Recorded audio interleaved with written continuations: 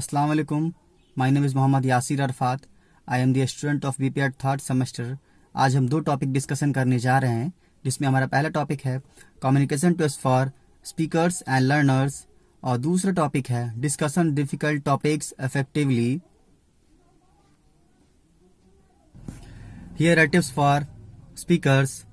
The first one is speak attentively. Just as one listens attentively, one should also speak in the same manner, maintaining appropriate and direct eye contact and looking for body signals that indicate that the other person is engaged. कहने का मतलब ये है कि जब भी हम किसी से बात करेंगे तो हम उनके आंखों में देखकर और इस तरीके से बात करेंगे ताकि सामने वाले को लग जाए कि हाँ, वो हम में इंटरेस्टेड है और सही तरीके से बात कर रहा है. दूसरा है फ्रेज मीनिंग क्वेश्चंस. कह सकते हैं कि एक अच्छा स्पीकर वो होगा जब भी वह किसी से कोई बात करता है या किसी को कोई चीज़ बताता है, किसी टॉपिक पे डिस्कस करता है, तो उसे सीधे सीधे ना सवाल पूछकर हाँ या ना में जवाब हम उनसे पूछ सकते हैं कि आपको कोई चीज़ कोई बात समझ में आई, हाँ या ना.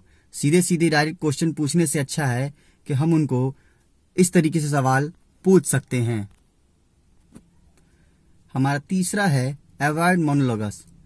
Stick to the point and avoid lengthy and repetitive statement. कह सकते हैं कि हम अगर किसी से बात करते हैं तो सीधे सीधे हम पॉइंट पे बात करेंगे, ना कि हम किसी लेंदी प्रोसेस पे जाएंगे. अगर हम किसी लेंदी प्रोसेस पे जाएंगे तो ये एक अच्छे लिसनर्स के लिए सही नहीं है. सही इसलिए नहीं है क्योंकि अगर आप अच्छे तरीके से कोई बात नहीं रख सकते हैं तो आप एक अच्छे स्पीकर भी नहीं हैं. हमारा अगला पॉइंट है accept silence. Sometimes one of the best way to make a point to pause और leave a period of silence after speaking. कह सकते हैं कि अगर किसी से हम बात करते हैं तो इस बीच में थोड़ा सा गैप मेंटेन करेंगे ताकि जो बात हम सामने वाले को बता रहे हैं, किसी लिसनर्स को बता रहे हैं, उसको समझ में अच्छे से आ रहा है या नहीं आ रहा है. अगर हम बीच बीच में गैप देंगे तो उससे सामने वाले को जो बात हम बता रहे हैं वो बात उनको अच्छे से समझ में आएगी. हमारा अगला है डोंट क्रॉस एग्जामिन. हम जिससे बात कर रहे हैं उससे सीधे सीधे हम डायरेक्टली कोई क्रॉस एग्जामिन नहीं करेंगे.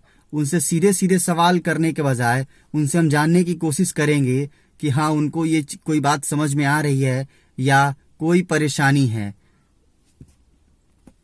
एक अच्छा स्पीकर वो होता है जो लिसनर्स के बातों को समझे कि लिसनर्स को कुछ समझ में आ रहा है या नहीं आ रहा है, या उसे परेशानी तो नहीं हो रही है स्पीकर्स के बात को समझने में.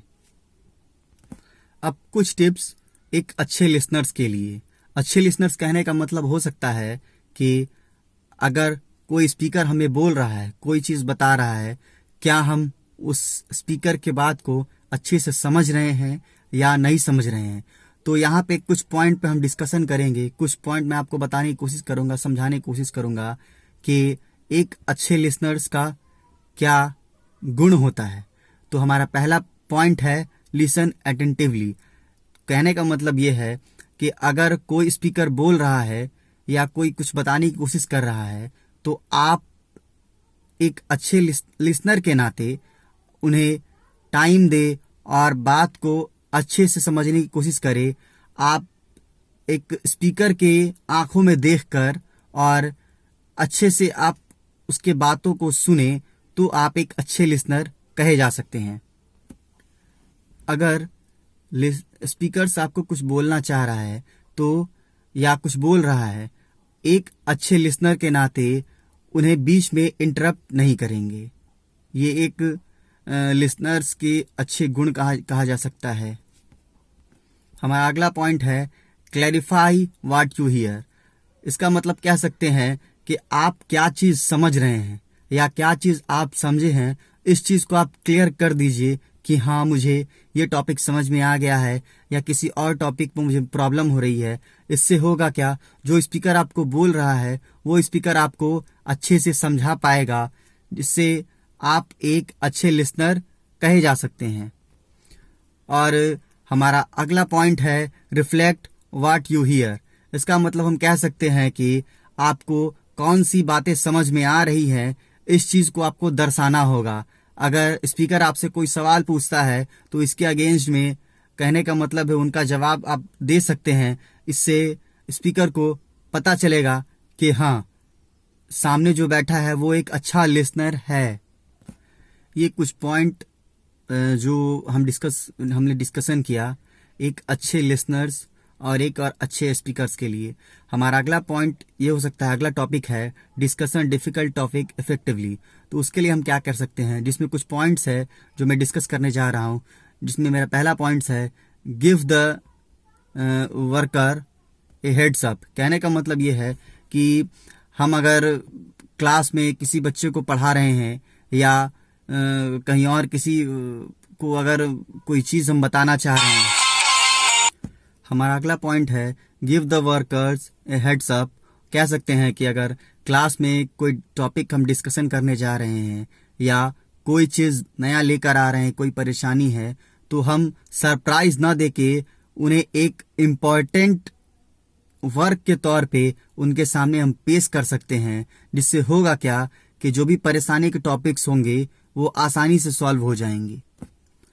हमारा अगला पॉइंट है hold the conversation in A private area. कह सकते हैं कि अगर किसी बच्चे को या किसी पर्सन को कोई बात समझ में नहीं आ रही है तो उसे हम आराम से बुलाकर अच्छे से समझा सकते हैं। जिससे होगा क्या, जो बच्चे होंगे या वर्कर होंगे उनका कॉन्फिडेंस भी बढ़ेगा और उन्हें क्या परेशानी हो रही है वो अपने बातों को आपके सामने रख भी सकेंगे। हमारा अगला टॉपिक है express your goals to the worker. अगर आप कोई काम देना चाह रहे हैं या कोई काम किसी से करवाना चाह रहे हैं तो आप पहले उनको अपनी बात से वाकिफ करवा दीजिए। वो उनको समझ में आ जाए कि हाँ, हमसे कुछ ऐसे वर्क मुझे मिलने वाला है या अगर परेशानी है तो उससे आप मिलकर डिस्कशन कर लीजिए और उन्हें उनका कॉन्फिडेंस बढ़ाने की कोशिश करें। Engage the worker and give permission to talk. कह सकते हैं कि हम जो हमारे साथ कोई वर्कर काम कर रहा है या अगर हम क्लास में किसी बच्चों को परेशानी हो रही है या वर्कर की बात अगर कर ले तो उनको आप अपने पास बुला सकते हैं, उनको कुछ काम दे सकते हैं या उनसे आप कोई टॉपिक डिस्कशन कर सकते हैं। क्लास की बात अगर करें तो बच्चे को हम अपने पास बुलाकर उनको कुछ वर्क दे सकते हैं और उनको बात करने के लिए हम प्रोत्साहित कर सकते हैं कि आइए आप मुझसे बात कीजिए, अगर आपको कोई परेशानी है तो आप मुझसे बात कर सकते हैं। इससे बहुत सारे फायदे होंगे। पहला तो होगा क्या कि बच्चों में जो हेजिटेशन होगी वो अगर आपसे बात नहीं करना चाह रहे हैं, बच्चों को परेशानी होगी तो वो आपसे खुलकर आपको अपनी बात रखेंगे, जो बात वो क्लास में नहीं रख सकते हैं। अगला टॉपिक हमारा ये हो सकता है कि listen actively and ask clarifying questions. अगर कोई वर्कर आपसे कोई सवाल पूछता है तो उनका जवाब आप सही तरीके से क्रिस्टल क्लियर वे में दे सकते हैं। कह सकते हैं कि अगर कोई बच्चा क्लास में सवाल पूछता है कि सर मुझे किसी टॉपिक में परेशानी है या उसका कुछ प्रॉब्लम हो सकता है जो आपसे डिस्कशन करना चाहे, तो आप उनका जवाब सही वे में दे सकते हैं।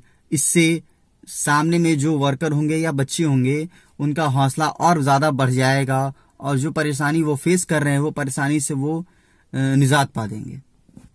और अगला टॉपिक है हमारा thank the work for participating. कहने का मतलब ये है कि वर्क के आखिरी में आप वर्कर से बात करेंगे, बच्चों से बात करेंगे और आप उनको धन्यवाद ज्ञापन दे सकते हैं, उनका शुक्रिया कर सकते हैं कि हाँ आपने ये काम बहुत अच्छे से किया, आप इस काम को और बेहतर तरीके से कर सकते हैं।